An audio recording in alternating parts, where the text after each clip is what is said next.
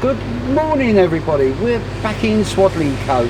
This morning we're following up on a story we've done some weeks and months ago where Peter Massey's, the Massey's DIY store, actually started building. We showed you the foundations been laid and we spoke to several people. We are here this morning to see the progression that is actually being made. We will see a building basically in a halfway stage, and we will talk as to how much further we've got before we have a brand new DIY store in Swaddling Coat. Okay. Good morning, Peter.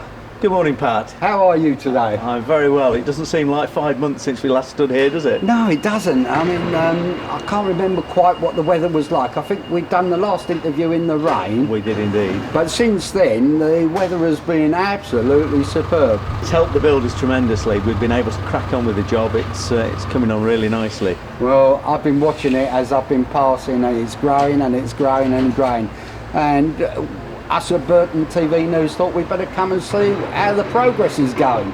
Well, I'm sure you've all had a look round, and the steel structure's now up, the bricking's all going up, the floors are going in next week, and I understand they're wanting something like 100 lorry loads of concrete to cast 2 floors, and they're going to do it all in a day. Absolutely fantastic. Yeah, that's I've seen a wall being built at down in Essex in Canvey Island when they did the flood barriers. You'd never seen a train like it. One pulls up, one pulls out, one pulls up, one pulls out, and I suppose that's what it's going to be here.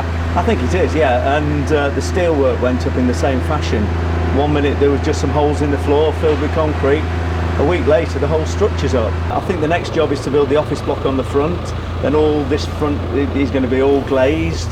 So hopefully we should get to start to rack the new building out with our new racking and start to put some things in at the beginning of this December. Taking on from that, what sort of time factor are you thinking about the opening? Is there have you? I know it's difficult to estimate because you know it depends on weather and finishing and different trades coming in, but have you got a set sort of time when you'll be opening? Talking to Hardwick Common and Watton, who are the main contractors, they think we should get the main building at the beginning of December. The offices and the car park probably aren't going to be finished until the beginning of February. So that's going to give us an 8-week period where we can start and move everything in and look towards opening at the beginning of February. So that's a bit of champagne bottle time. Yeah, I hope I'm invited to that one. I'm sure you will. I think we'll be popping everywhere. But, you know, we're saying that. I mean, you look at the site as it is. It's well in progress. Are you going to have enough space?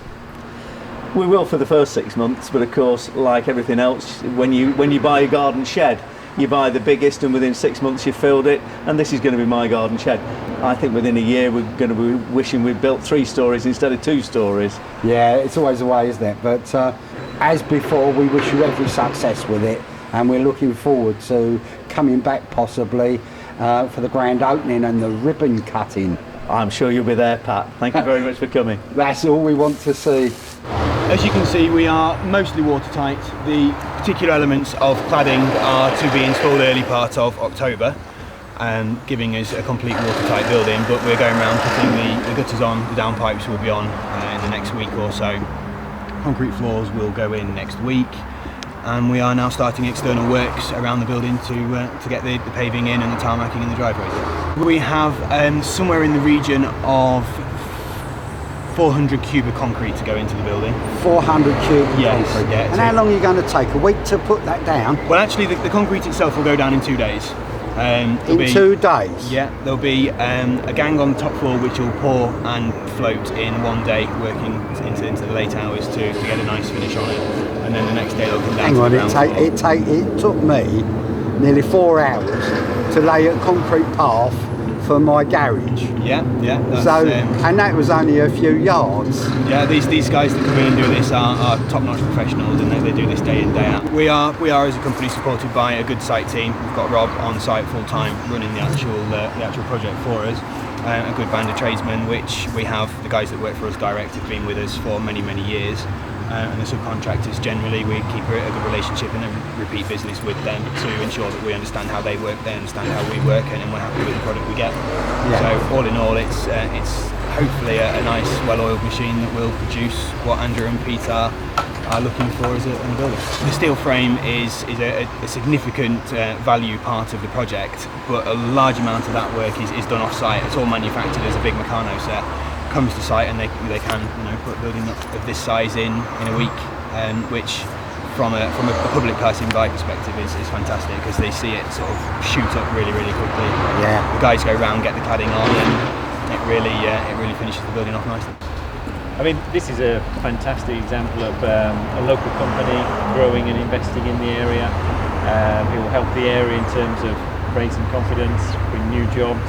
The company can now expand, having the larger premises, and it's just a reflection of how well the town's been doing the last few years.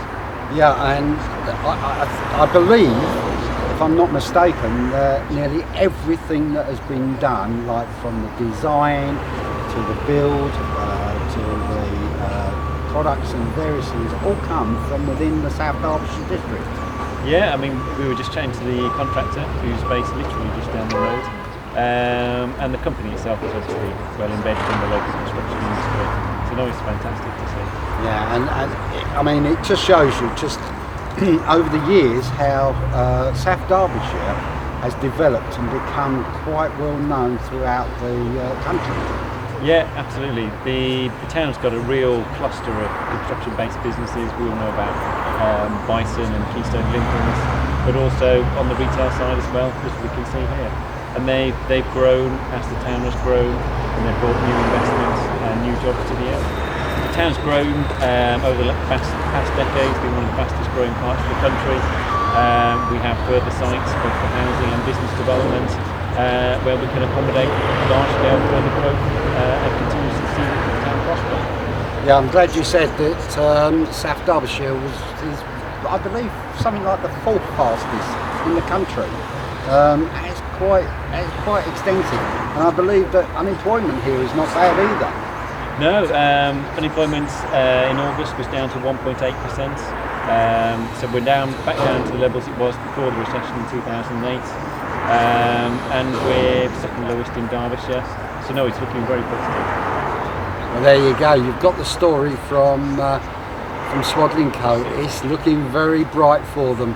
Thank you ever so much for talking to us this morning. Thank you.